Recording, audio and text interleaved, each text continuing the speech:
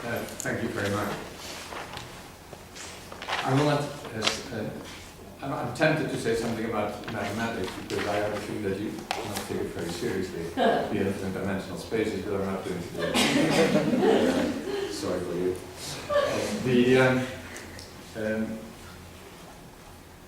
Let me say something about my first experiences with Srebrenica. After I left the university as a mathematician, I became the head of a peace council in the Netherlands, more or less by accident, just for a year, but I stayed there for 2 decades. And traveled a lot first in Eastern Europe, still under communism, and after that in war zones, in order to understand what was going on. And so in that capacity I've been very often not in Srebrenica, but on the Balkans, trying to find my way in the different republics and meet as many people as possible. I couldn't reach Srebrenica. I don't know if that has anything to do with the Dutch responsibility for the enclave, because the Dutch were responsibility for the security of the people, for the safe area there. And I feel myself responsibility for that as well, because I was campaigning in the Netherlands for safe areas in Bosnia and Herzegovina, and it also pushed my government at that time to prepare a battalion for this difficult task, which they did, and they ended up in Srebrenica, which became a disaster. Just a few months after the fall of the enclave and the genocide that followed, I was in Tuzla, a city not that far away from Srebrenica, and that was the first moment that I met somebody who escaped and survived the massacre. And he was the interpreter of the Dutch battalion, Hassan. I didn't know him, but he came up to me. And he said, I heard that you're from the Netherlands. And I said, yeah, I'm from the Netherlands. And he said, then you're a Kilty. So I asked him, Kilty? And he said, yes. My father, my mother, and my brother are murdered. And you were there to protect me. And he screamed at me. And I asked him to sit down. And just to tell me, and I told him I feel guilty. Honestly, I feel guilty. And then he told me the story, how it all ended for his family. They were he was the interpreter of Dutch bed. So he was a UN person. They couldn't send them off the compound. They had to stay there, UN personnel. His father and his mother and his brother, of 19 years old, were sent off the compound as the very last family. They were staying in a barrack, and you have to leave. And if you leave the barrack, you have to walk around, say, 100 meters, maybe a little bit more, to the gate. At the gate were the Serbs. And family by family, they were sent off the compound, handed over to the Serbs, who separated the men and boys from the women and girls. Halfway, the family in Milanovic was stopped by the Dutch deputy commander. And he said, Hassan, please tell your father that he can stay with us, because we need him for our discussions with the Serbs, who are in control here, actually. And Hassan looked at his father, who didn't speak English, but his father was aware of what was happening. And he looked at his younger son. What about him? And the deputy commander said, no way, he has to go. So in a split second, the father had to choose either to survive with his oldest son, who was the interpreter, or to die with his youngest. And he chose for the youngest. You're guilty. That's what I was looking for. And I felt that way. Since that time, I'm an assistant of the law firm who is preparing cases for Hassan Mohammed against the Dutch state. But everything that has happened to his family.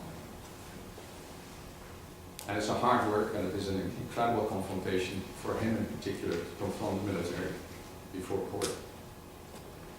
And ask, for instance, the officer who sent them off the compound. Do you remember, Major, that you sent my family off the compound? Yes, of course, I remember. Before court. Do you remember that you say that you told them that they had to leave now? And the Major said, yeah, I remember that very well. Why did you say now? And the Major said before court, 10 years later, because otherwise they would have missed the bus. This was the bus to hell. And so in the court there was his dad beside, and everybody was in shock. But the Major still was convinced that he would have missed the bus. This is, I think, what happened in this incredible situation. And it's so difficult to me. Well, Hassan is my big friend. But there is always this tension. You're Dutch. And my father had to go on the bus. Otherwise he would have missed it. And so, well, you became friends for your whole life. And so I see him regularly. But this is just one of the experiences which you face in war zones. That's what I want to tell you. You travel a lot and you become friends with the people who matter. And this is your fate here. Now, to make, I've got only 10 minutes, and they would warn me. You know how I am. I mean, that's the problem. So, let me say one thing about Syria. The question was, they asked me to say something about the bridge between Srebrenica in Bosnia and Syria. And when I thought it over this morning, I thought there is no bridge. There is no bridge. Syria is Syria and Bosnia is Bosnia. You cannot bridge that. The situation is completely different. And also the international involvement is completely different. In Bosnia, the international community was there, fully fledged. I mean, there was the UN, there was the UNHCR, there were the convoys, there were UNPROFOR, by the way, the United Nations Protective Force. It took me a little bit of time to understand why it was called the United Nations Protecting Force. Who do you have to protect? I thought people. That was not the case. The convoys, the UN convoys. You had to protect the convoys. Because the convoys on the road to a village to bring food were stopped in a village before that, and the people said, we need food as well. And so they robbed the food from the convoy. And in order to prevent that, military was sent to the convoy. Unprovoked. To protect ourselves. And so there were all kinds of organizations, UN organizations, were around there. Many, many countries were involved. With all kinds of stories. I've met several of them all over the country. In Syria, the international community is almost absent. There's a UNHCR office in Damascus, that works as usual. But in the field, you will not find them. Sometimes a mission to monitor, and after a few days, it seems to be hopeless. And so the question is, to answer, I think, at least, to cope with today in this meeting, is there anything to learn from Bosnia which can be applied to Syria? Or is Syria such a specific case? In such another region where particularly Europe is not that present, that they probably have to wait for,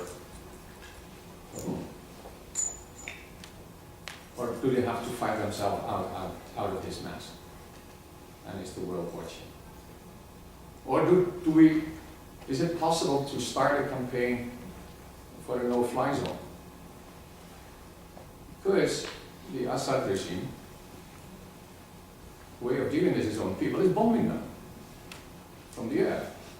We know exactly, I mean, so the Syria is composed of three main groups. The Sunnis are the main group. But the group in power, Al-Awad, they are Shia. And then you have a Christian group. And if you attack, if the regime attacks their people, it attacks the Sunnis and it attacks the Christians. By bombing the neighborhood. How to stop that? That's it.